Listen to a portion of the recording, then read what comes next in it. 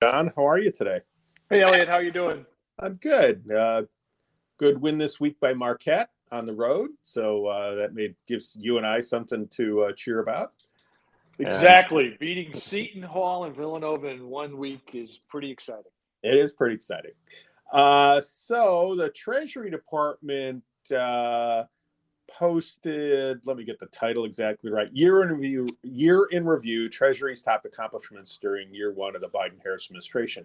And the department has done this for years under all the administrations, but it's it it's an interesting thing. I'm assuming you saw that was posted on their website on Thursday. Right. And I thought of two things. One is, yeah, you're right. This happens in every administration. It's important for agencies, not so much to tout their successes, but to sort of explain the scope of their coverage. And this is really for those of us in AML.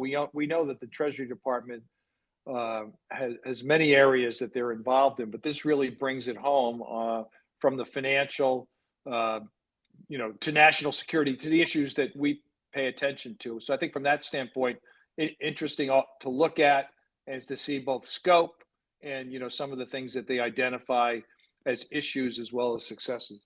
Yeah. So focusing first on the section called "Safeguarding Our National Security," what did you see there that you thought was interesting and particularly of interest to our listeners? Well, I think they identify the fact that they've done a review of financial sanctions. We've talked about that before. So the sanction space is obviously embedded in AML in 2022. And so that review that came out a bit ago has recommendations, talks about what it does. The sanctions issue, frankly, came up yesterday in President Biden's press conference because of how to respond to things like what unfortunately may happen between Russia and Ukraine. Like, what do you do with sanctions if you go on your own? It's unilateral sanctions versus sanctions supported by your partners in NATO or other countries. So I think understanding the sanctions focus, that was one that made sense. And then identifying issues that we've also talked about that become more and more important, and that's virtual currency issues, cybersecurity, which we've talked about. They talk about ransomware, and then the focus on FinCEN's done a lot of things, as we know, because of AMLA, but two of the things that they highlight are the proposed rule on beneficial ownership, and of course, looking at potentially dealing with more requirements in the real estate market. So all of those things sort of, again, confirming both what we've been talking about, but also issues that the Treasury has their hand in. They're either overseeing or they're partnering with other agencies. Yes, and they do cover, as you mentioned earlier, a lot of different spaces. They just to read the headline. So they talk about advancing equity. They talk about they identify items in the tackling the climate crisis, which is rapidly becoming an issue for financial services broadly, and is really being viewed by many countries as a national security issue. They talk about protecting the financial system, which makes sense given their role. They talk about this is an interesting one: restoring American leadership to deliver prosperity and stability for Americans and our partners, and then fostering robust economic recovery. And they talk a little bit about some general economic trends. One of the things in the protecting the financial system one that I thought was interesting that they focused on is the work of the president's working group on financial markets together with OCC and FDIC, and the report that they issued laying out a regulatory framework for stablecoins. And Right. we've talked about, as you look at virtual currencies, then you get into other related or tangential items, stablecoins being one of them.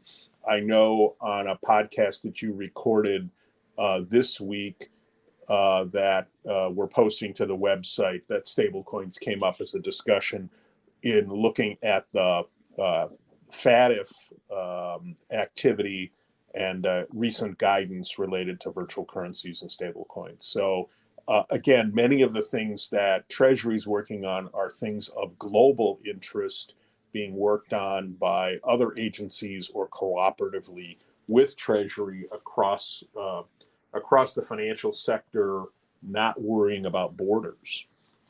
Right. And one other thing that came out today, as well as the year in review, was an announcement on additional sanctions on what they're calling Russian-backed actors that are responsible for destabilization activities in Ukraine.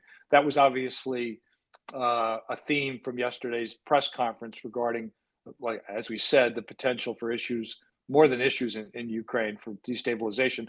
So today the Treasury identified at least at this one 4 individuals that have that they are targeting, that they believe that trying to undermine and impact Ukraine. So I think that's also important. Again, sanctions is such a key part, a key tool for national security. And I think we're going to continue to see more and more use of that tool, especially in a number of these conflict areas. Agreed. So why don't you talk about the 2 webinars that we're working on for next week? Right. So the first one is on Monday, January 24th, 12 p.m. Eastern Time. And we're utilizing our platform to assist the ACAM's DC chapter. And it's on sports betting. So sports betting is an AML issue. And an excellent presenter, Patrick Martin from MGM, will be speaking, along with Steve Gerdak, who runs the SAR review team here in Northern Virginia. So I know that's also it's an intriguing, important issue for us. And then on January 27th at 1 p.m. Eastern, we're another edition of our AML Voices webinar, why transaction monitoring isn't working like it should and what we can do to fix it. So I think that's also going to be valuable to our community.